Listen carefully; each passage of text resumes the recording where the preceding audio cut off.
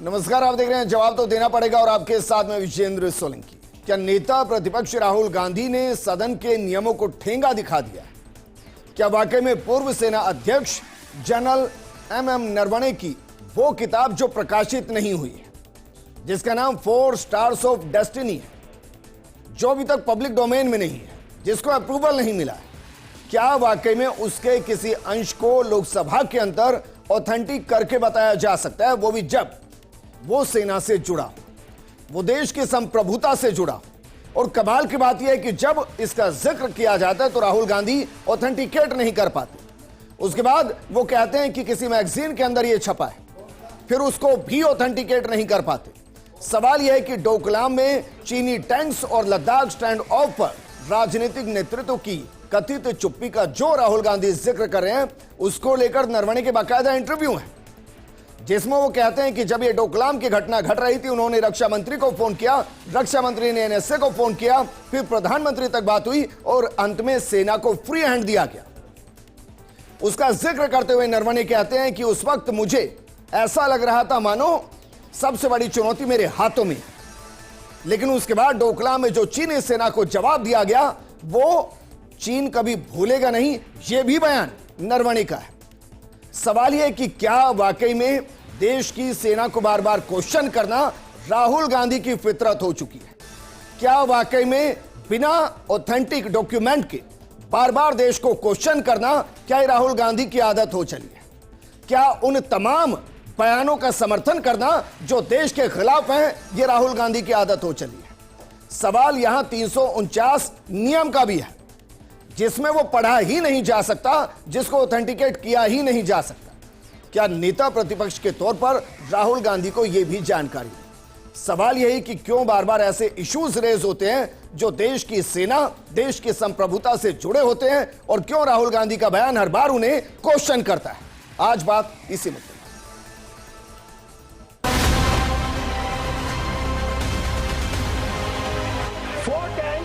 were entering the Kailash range, 100% authenticated है। पुस्तक की हम बात कर रहे हैं, आज तक कभी प्रकाशित हुई ही नहीं।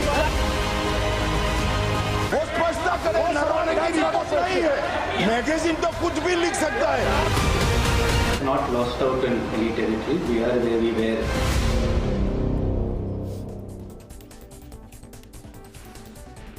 क्या वाकई में जिस तरीके से देश की पॉलिटिक्स चल रही है, उसमें हिट एंड रन के केस ज्यादा बढ़ रहे हैं? मसलन किसी इश्यू को हिट करना और फिर भाग जाना, फिर उसको ऑथेंटिकेट नहीं करना, उस पर आगे बात नहीं करना। क्या वाकई में देश में यही चल रहा है? इस पर बात करने के लिए हमारे साथ मौजूद हैं बीजेपी प्रवक्ता शैलेंद्र गुर्जर जी, कांग्रेस प्रवक्ता आशीष अल्दीनिया जी, हमारे साथ रक्षा विशेषज्ञ कर्नल देवानंद जी हैं, और राजनीतिक विश्लेषक देवेंद्र शास्त्री जी हैं। शुरुआत कर्नल देवानंद जी आपके साथ। क्या वाकई में सेना को बार बार क्वेश्चन करना यह एक रणनीति का हिस्सा है कि जिस सेना पर देश का ट्रस्ट है वो ट्रस्ट ब्रेक हो, वो सेना क्वेश्चनेबल हो, सरकार को क्वेश्चन किया जाए और यह बताया जाए कि चीन देखिए क्या क्या कर रहा है और हम कंट्रोल नहीं कर पा रहे? इन सब के बीच में सेना को बार बार क्यों क्वेश्चन किया जाता है? देखिए विजेंद्र जी, मैं यही कह सकता हूं, ये तो जवाब इनके जो राजनीतिक व्यक्ति वो देंगे, पर मेरा राहुल गांधी जी से मेरा आग्रह है कि पूर्व में भी इन्होंने इस प्रकार के बहुत सारे हैं जो मैं मानता हूं पब्लिक डोमेन में चर्चाएं हैं, और आज जब देश एक ऐसी स्थिति में मौजूद है, बजट के अंदर हमने देखा किस प्रकार से भारतीय सुरक्षा बलों के लिए करीब 7.81 लाख करोड़ रुपए बजट आवंटित किया गया है, जो पिछले वर्ष से 15% ज़्यादा है, और अगर 2014 से लेके देखा जाए तो 3 गुना है। ऐसे समय पर इस तरह के जो जहां पर हम सबको विदित है कि डोकलाम के अंदर किस प्रकार भारतीय सेना ने चीन को बिल्कुल ऐसा जवाब दिया था, उसके बाद उसने कोशिश की थी गलवान के अंदर कुछ करने की, और अब वो तोबा तोबा करता भारत से, भारतीय सेना से।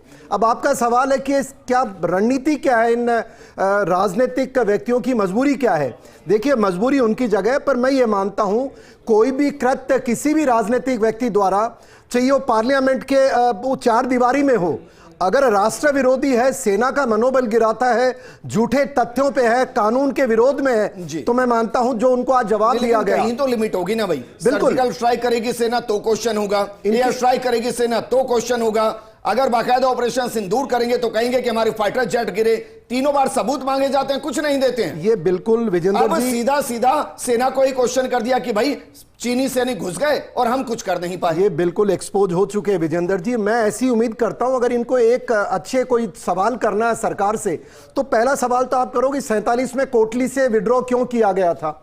ब्रिगेडियर प्रीतम सिंह जो पुंछ के अंदर जिन्होंने पुंछ को बचाया था, उनका कोर्ट मार्शल क्यों किया गया था।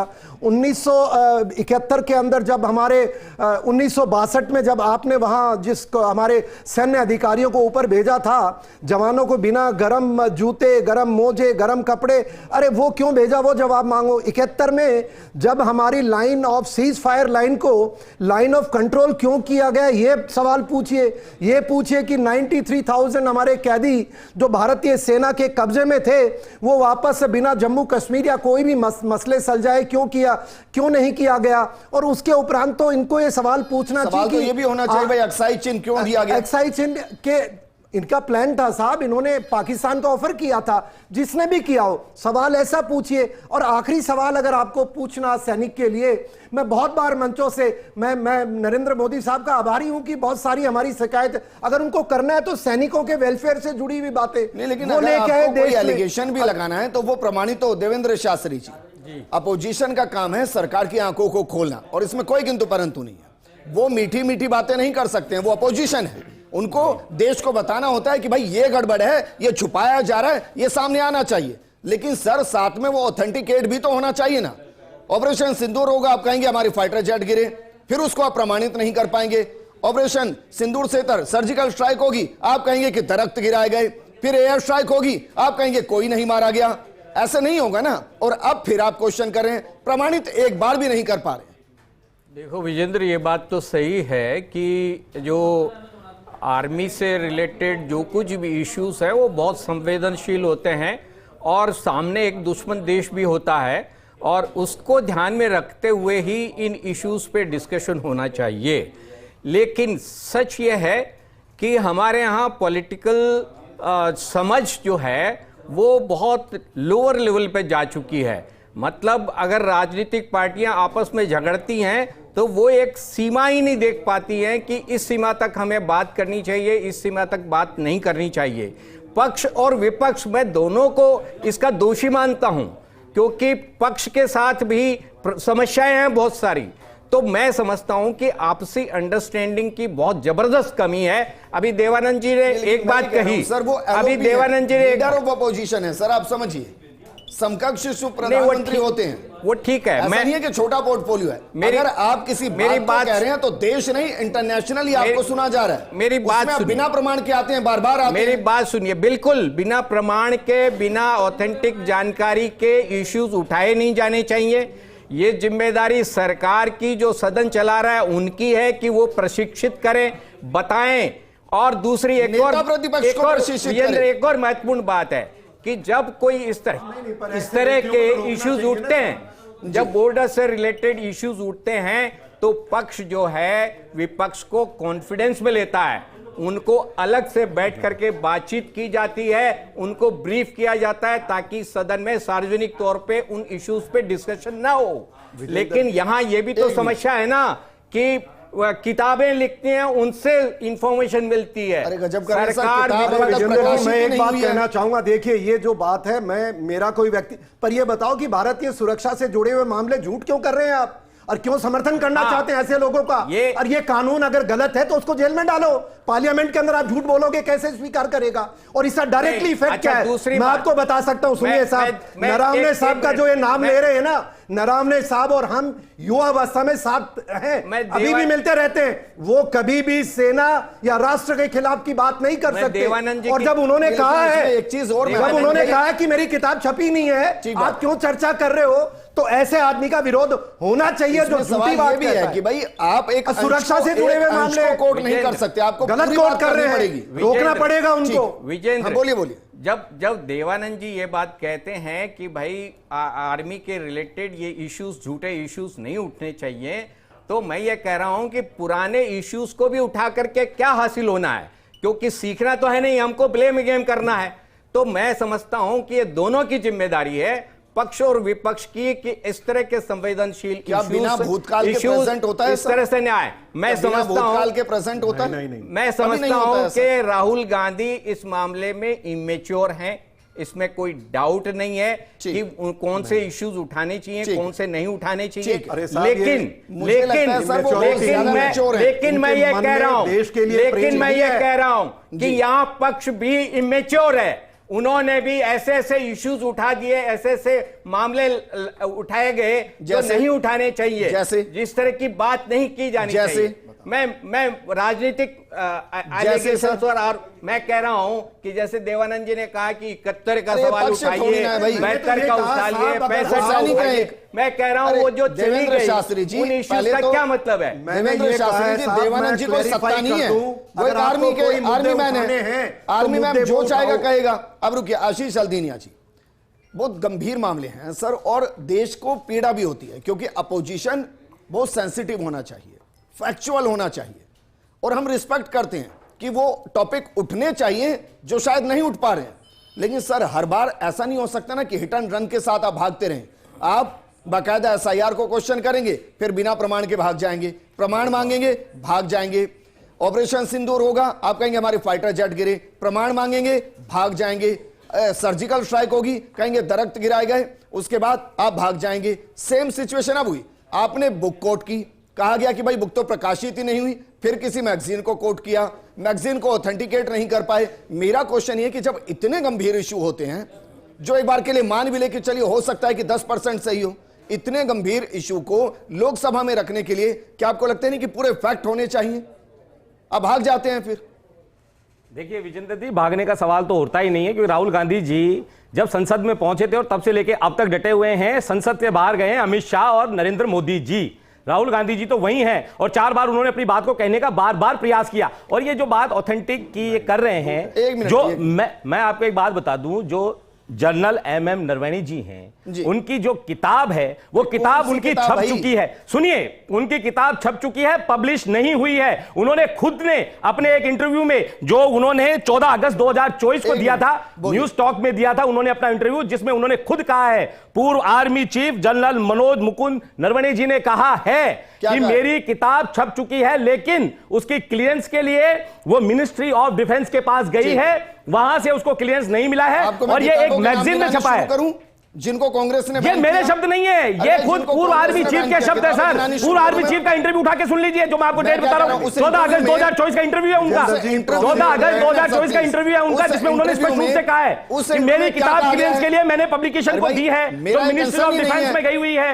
मेरा कंसर्न है कि उस इंटरव्यू में क्या ये कहा गया जिसको राहुल गांधी कोट कर रहे हैं? बिल्कुल कहा गया है, बिल्कुल कहा गया है। उसमें यह कहा गया है कि 31 अगस्त 2020 को 8:15 पर हमारी पैदल जो हमारी सेना नहीं, जो चीन की सेना है, उसकी पैदल सेना के साथ 4 टैंक भारत की सीमा की तरफ बढ़ रहे थे। और भारत की सीमा कौन सी थी? जो पूर्वी लद्दाख के पास में रिचन लॉ है, उसके पास में बढ़ रही थी, जो कैलाश की रेंज है हमारी, उसके पास बढ़ी थी। और राजनाथ सिंह जी और नरेंद्र मोदी जी और उन्होंने विपिन रावत जी और अजीत डोभाल जी, इन चारों को फोन किया, और फोन करके पूछा कि सर हमारे लिए क्या आदेश है। उधर से ये हुआ कि अभी रुक जाइए, आदेश हमें थोड़ी देर बाद देंगे, और 2.25 घंटे बाद 10:30 बजे आदेश आता है कि जो उचित समझे वो कार्रवाई करे। 2.25 घंटे में क्या नहीं हो सकता, इसको फ्री हैंड कहते हैं। और उसके बाद क्या किया था फिर सर? 2.25 घंटे बाद फ्री हैंड दिया जाएगा, जब तक हमारी सेना मर जाए, हमारी सेना के ऊपर गोलीबारी हो जाए, टैंकर चल जाए, और आप 2.25 घंटे के बाद फ्री हैंड देंगे। वो इलाका देखा है आपने, ऑपरेशन सिंदूर में किया, जिस तरह ऑपरेशन सिंदूर में हल्दीनिया जी किया, इसे सेना को फ्री हैंड कहना देना कहते हैं। बाद अगर सेना को फ्री हैंड के हाथों को बांध कर आ जाइए, के ऊपर क्या ये नहीं कि 93,000 सैनिकों को रखकर और फिर भाग जाइए। मैं ये कहना चाहता हूं, ऐसा नहीं होता कि अगर सेना को फ्री हैंड प्रमाणित नहीं कर पा रहे हैं, तो मैं कह रहा हूं अगर शहीद होंगे। मैं ये पूछना चाहता हूं, कह रहा हूं आशीष हल्दीनिया जी, अगर बुक प्रकाशित ही नहीं हुई, अप्रूव ही नहीं हुई, मैगजीन में नेशनल तो फिर प्रधानमंत्री जी बड़े बड़े पत्रों झूठे आंकड़े लेकर जब सदन में पहुंचते हैं, तब तो उनकी बहुत वाहवाही नहीं हो सकता, नहीं वाहवाही नहीं हो सकता, पूछा जाता है। और अब ये बड़ी बड़ी बातें कर रहे हैं गलवान घाटी के लिए। प्रधानमंत्री जी ने कोई क्या वहां पे चर्चा हो गई क्या सदन में? एक चर्चा बता अच्छा, सच बताइए आशीष हल्दीनिया जी, मेरी आशीष हल्दीनिया जी, मेरी संवेदनाएं, आशीष हल्दीनिया जी, हमारे जवान आशीष हल्दीनिया जी, मेरी संवेदनाएं हैं आपके साथ, मेरी संवेदनाएं आपके साथ, क्योंकि मैं जानता हूं कि आपका दिल कुछ कह रहा है और पार्टी की वजह से मजबूरी में कहना कुछ पड़ रहा है। मेरा दिल दिमाग, मैं मानता हूं कि राहुल गांधी हर बार आपको फंसाते हैं और हर बार आपको बेवजह डिफेंड करना पड़ता है, मैं एग्री करता हूं इस चीज को, लेकिन सर थोड़ा आप कहिए अपने नेतृत्व को कि भाई कम से कम इतने फैक्ट के साथ तो है कि हम आपको बैकअप कर पाए। नेतृत्व से राहुल गांधी जी ने जब भी कोई सवाल उठाया है वो जनता के हित में उठाया। राहुल गांधी के लिए मैं कहना नहीं चाहता कि वो एलओपी है, लेकिन देवेंद्र शास्त्री जी ने एक लाइन में माइंड अप किया है राहुल गांधी को कि he is a mature politician. Lockdown लगने लगा विजेंद्र जी, मैं क्या कह रहा हूं सर, देवेंद्र शास्त्री जी ने बहुत अच्छा माइंड अप किया है, देवेंद्र शास्त्री जी ने अच्छा माइंड अप किया है कि Rahul Gandhi is a mature politician, जिसको ना देश की पड़ी, ना सेना की पड़ी, ना उनकी संप्रभुता की पड़ी। शैलेंद्र गुर्जर जी, शैलेंद्र गुर्जर जी, मैं बीते एक मिनट सर, शैलेंद्र गुर्जर जी, 5 सालों से मैं ये मांग उठा रहा हूं कि भाई सेना से जुड़े चाहे वो कोई पॉलिटिशियन हो, चाहे वो प्रधानमंत्री क्यों ना हो, जो भी बोला जाएगा वो संयमित भाषा के अंदर विद फैक्ट के साथ बोला जाएगा, और अगर नहीं तो इसको देशद्रोह की श्रेणी में डालिए, क्योंकि हर चीज को क्वेश्चन किया जा सकता है, देश की सुरक्षा और देश की सेना को नहीं किया जा सकता। विजेंद्र जी देखिए, आपने जो ओपनिंग कमेंट कहा था उसमें आपने कहा था कि शायद इनकी आदतन या व्यवहार हो चुका है, और निश्चित रूप से राहुल गांधी जी आदतन झूठ बोलना, गुमराह करना, ये इनकी आदत पड़ चुकी है। और पिछले अरे चुप रहो, एक मिनट चुप रहो, एक मिनट भाई, एक मिनट चुप रहो आशीष जी, एक मिनट भाई प्लीज, एक मिनट हल्दीनिया जी, हल्दीनिया जी, हल्दीनिया जी, एक मिनट भाई, हल्दीनिया जी, हल्दीनिया जी, हल्दीनिया जी, क्या है कांग्रेस की फितरत हो गई है सर, क्या है कांग्रेस की फितरत? एक मिनट भाई प्लीज, एक मिनट, हल्दीनिया जी, हल्दीनिया जी, हल्दीनिया जी, क्या है कांग्रेस की फितरत हो गई है सर? क्या मुझे एक मिनट भाई प्लीज सर, जब 3 और बोल रहे थे, आप जब बोल रहे थे मैंने किसी को नहीं बोलने दिया, और आप नहीं बोलेंगे, आपकी बारी आए, आप अपना नोट कीजिए। नहीं सर, मैं कह रहा हूं आपका, आप जब सवाल कर रहे हैं वो बोल रहे हैं। आशीष हल्दीनिया जी, मैं विद रिक्वेस्ट कर रहा हूं सर, मैं विद रिक्वेस्ट कर रहा हूं, देखिए जब जिसका नंबर हो उसको बोलने दीजिए, आपकी बारी आए आप बोलिएगा, मैं नहीं रोकूंगा, और आपके बीच में भी किसी को नहीं बोलने दूंगा।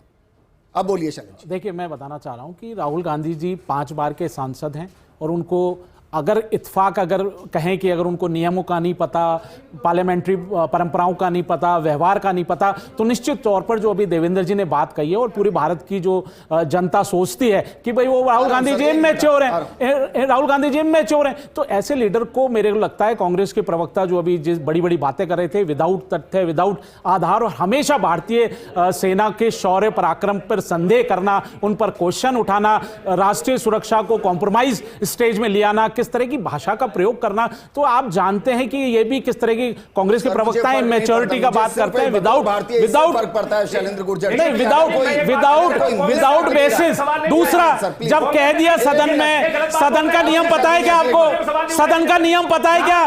349 नियम क्या कहता है ये बताएं आशीष जी। अरे संविधान का नियम 349 क्या कहता है ये बताओ, चिल्लाने से काम नहीं चलेगा। राहुल गांधी जी के जैसी बचकानी बातें मत करो, इमैच्योरिटी जैसी बातें मत करो, राहुल गांधी जी जैसे गुमराह करने की बातें मत करो, विदाउट तथ्य आधार की बात मत करो। नरेंद्र मोदी जी ने एक बार भी आकर टीवी के सामने क्या ट्रंप से फंडिंग होती है कांग्रेस को? नियम 349 पता है क्या आपको आशीष जी? बता सकते हो क्या कांग्रेस? नियम 349 बता सकते हैं क्या? क्या कहता है? ऐसे ये देखिए, यही वो कांग्रेस के बब्बर शेर हैं जो कानून को नहीं मानते, जो संविधान को नहीं मानते, जो लोकतंत्र की जो पार्लियामेंट, जो सबसे बड़ी पंचायत है, मंदिर है, उसके नियमों को नहीं मानते, उसकी प्रक्रियाओं को नहीं मानते। ये कांग्रेस पार्टी के शेर हैं, ये बब्बर शेर हैं। जैसा इनका नेता है वैसा ही नेता जैसा व्यवहार करते हैं। एक मिनट, नहीं देखिए विजेंद्र जी को चुप कराइए, एक मिनट भाई, एक मिनट, बिल्कुल चुप कराइए, बिल्कुल चुप कराइए। इनमैच्योर बता दिया देश की जनता के साथ, देश की जनता ने बता दिया 13 साल में आपको कभी विपक्ष का दर्जा नहीं मिला, बड़ी मुश्किल से मिला है, उस पर तो कुछ सोच लो। ठीक है, अब एक मिनट रुकिए हल्दीनिया जी, मैं 2 बयानों का जिक्र कर रहा हूं। आपने ऑपरेशन सिंदूर का नहीं, जिक्र इनसे किया। पूछिए ना एक नियम मिनट, क्या प्लीज, कहते हैं। प्लीज, राहुल गांधी जी को पता है 5 बार के सांसद ये हैं। किसका बयान था नियम कि जानते फाइटर हैं जेट्स क्या? गिरे हमारे? कानून एक जानते मिनट हैं भाई, क्या? प्लीज। संविधान पे विश्वास है क्या? आशीष सल्दिनिया जी, सिर्फ हमेशा आशीष देश की सल्दिनिया बुराई जी, करना, ये किसका भारतीय बयान था सेना का कांग्रेस मनोबल में? तोड़ना। किसका और क्या? बयान था कांग्रेस में? हमेशा बताओ ना, फाइटर जेट्स गिरे। क्या किया आपने? क्या कर लिया 2009 में? क्या कर लिया जब मुंबई में अटैक हुआ? चुप बैठ गए। हमने घर में घुस के स्ट्राइक किए। आज अगर आपको बहस करनी थी तो माननीय राष्ट्रपति के अभिभाषण पे करनी थी, आपको बहस करनी थी जन कल्याणकारी योजनाओं में अगर कोई कमी हो तो आपको बहस करनी थी। बीजी राम जो कानून आया है उस पर बहस करनी थी। चिल्लाते हैं, सिर्फ चिल्लाना इनका काम है। जिस तरह से इनके नेता सेना ना पॉलिटिकल इशू था, ना पॉलिटिकल इशू है, ना ना पॉलिटिकल इशू होना चाहिए। सेना, आपका सवाल सुन नहीं पाया वापस। मैं कह रहा हूं सर, सेना ना पॉलिटिकल इशू था, ना रहे और ना होना चाहिए। बिल्कुल, सेना एक संवेदनशील मामला है। और मैं जिस कानून का जिक्र कर रहा हूं, क्या आपको लगता नहीं कि उसकी जरूरत है देश में कि भाई सेना को लेकर बयान ना हो और उसमें मीडिया पर भी पाबंदी हो कि सेना को लेकर कोई टिप्पणी नहीं। विजेंद्र जी, आपके साथ बहुत समय से हम चर्चा करते रहे और आपके विचार के साथ मैं पूर्णतः सहमत हूं। राष्ट्रीय सुरक्षा से जुड़े हुए मामले जिसके अंदर सेना एक अभिन्न अंग है, इनके ऊपर चर्चा हो तो सकारात्मक हो, जिससे मनोबल बढ़े, नागरिकों का विश्वास बढ़े, उनकी समस्याओं की चर्चा हो जो उनके सुधार की हो, ना कि नेगेटिविटी की हो, ना कोई अगर कोई कमी नजर भी आई है जैसा हमारे देवेंद्र जी बता रहे थे, उसकी एक गरिमा में डिस्कशन होना चाहिए क्योंकि सुधार हर स्टेज पे हो सकता है। पर मैं आपके सवाल के जवाब एक बात बताना चाहूंगा। हमारे साथी राजनीतिक व्यक्ति चर्चा कर रहे हैं, आज अगर नरवणे जी की बात को लेकर के इतना ये इनको चिंता हो रही है तो यही पार्टी के एक बड़े नेता थे जिन्होंने इन्हीं सेना के चीफ को सड़क का गुंडा तक कहा था। तो देखिए, मैं तो आग्रह कर सकता हूं, मैं उस पर जा ही नहीं रहा। वो तो हाँ, नहीं करना चाहिए, सकारात्मक करें। वो कहते हैं कि दरख्त गिराए गए, 4 कौवे गिराए गए। बिल्कुल, सकारात्मक चर्चा होनी चाहिए। वो कहते हैं कि फाइटर जेट्स और हमारे गिर गए हैं। ऐसा करने वाले के लिए कानून बनना चाहिए कि राष्ट्र सुरक्षा और सेना और नागरिकों का इस तरह का मनोबल गिराने वाले के खिलाफ कानून बने और सजा मिले, ऐसा मैं मानता हूं। ठीक है देवेंद्र शास्त्री जी, फाइनल कमेंट मैं आपसे चाहूंगा सर, क्योंकि देखिए पीड़ा मेरी एक कॉमन मैन के तौर पर भी है। हमारी सेना के शौर्य को हर बार इस तरीके की घटनाओं से धूमिल करने की कोशिश की जाती है और ये नहीं होना चाहिए। और जो कांग्रेस वाकई में इस वक्त जो ट्रंप के पीछे चल रही है कि ट्रंप कहेगा कि सीज फायर उसने कराया, तो हम बस उस लाइन को पकड़ लेंगे। ना हम अपने तीनों सेना अध्यक्षों को सुनेंगे, ना हम जिस पाकिस्तान के साथ सीज फायर हुआ उसके सेना अध्यक्ष को सुनेंगे, जो ऑन रिकॉर्ड बयान दे चुका है रक्षा मंत्री वहां का कि हम अमेरिका से गिड़गिड़ाए कि भाई रोक लीजिए, उसको भी नहीं सुनेंगे। ट्रंप कहेगा कि इंडिया की डैड इकोनॉमी है, राहुल गांधी अगले 3 मिनट में कहेंगे कि हां डैड इकोनॉमी है। क्या देश को दिखाई नहीं दे रहा है कि क्या हो रहा है? ये तो वही मैं कह रहा हूं कि जहां हम अगर राहुल गांधी की इमेच्योरिटी की बात करते हैं तो यहाँ पर सरकार की इमेच्योरिटी की भी बात करनी पड़ेगी। मैं ये कह रहा हूँ, आप एक तो बात सुनिए, बात सुन लीजिए, भाई सरकार की बात सुनिए, क्या इमेच्योरिटी है? बात सुन लीजिए, ये बात सही है, राहुल गांधी जी इमेच्योर है, मैं ये कह रहा हूँ, ज्ञान नहीं है, वो आज तक भारत को नहीं समझ पाए, वो सिर्फ देश को बदनाम करना चाहते हैं, वो संविधान को नहीं मानते, वो कानून को नहीं मानते, विदेशी ताकतों के हाथ की कठपुतली है। जिस तरह से विदेश में बोला जाता है, आज क्या इनका बयान, आज एलओपी की क्या जिम्मेदारी होनी चाहिए? क्या उनका बयान आज चाइना में नहीं चलेगा? अगर कोई वो बात कहते हैं तो भारत की धरती पे खड़े होकर आप इस तरह के बयान दे सकते हो? किस तरह से विदेशों में जाकर आप उनसे सहायता मांगते हो कि लोकतंत्र खत्म हो रहा है? शर्म कर लीजिए। ये सुरक्षा देश की सुरक्षा का मामला है राहुल गांधी जी, इसलिए भारत की जनता ने आपको कभी नहीं चुनेगी। भारत की जनता आपको कभी नहीं चुनेगी। 12 साल से आपको विपक्ष में बिठा रखा है, बड़ी मुश्किल से दर्जा मिला है। अरे बड़ी मुश्किल से दर्जा मिला है, कुछ तो कदर कर लो भाई, कुछ तो कदर कर लो। ये क्या चल रहा है? मैं ये देखिए बहुत अच्छे, मैं ये कह रहा हूँ, मुझे ऐसा लगता है हल्दिनिया जी कि सबको कहा गया कि भाई हर डिबेट में ट्रंप के बखान करने हैं। सरकार मुझे ऐसा लगता है कि कांग्रेस को कहा गया है, अरे भाई आपको अपनी यही तो मैं कह रहा हूं कि अपनी सेना पर भरोसा ही नहीं आपको, अपनी सेना पर भरोसा ही नहीं आपको। और ये देश की विडंबना है, देश की विडंबना है। सोनिया गांधी जी का एक मिनट देवेंद्र जी को अपनी बात पूरी करने दीजिए।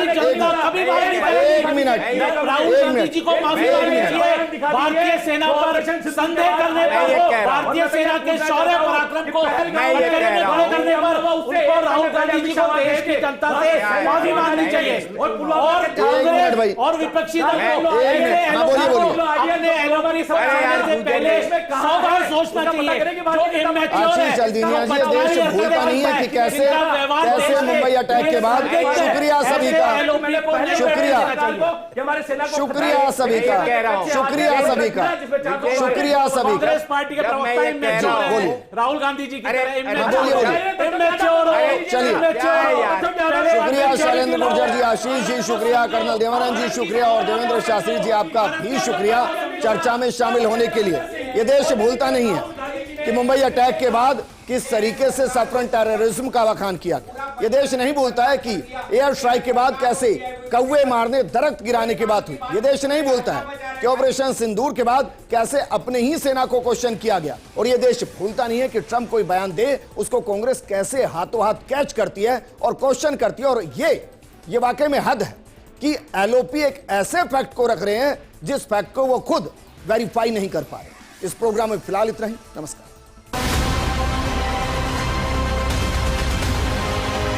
Four tanks were entering the Kailash Range. ये 100% authenticated है। पुस्तक की हम बात कर रहे हैं, आज तक कभी प्रकाशित हुई ही नहीं। वो स्पष्टता करें, डराने की जरूरत नहीं है। मैगजीन तो कुछ भी लिख सकता है। Not lost out in any territory. We are where we were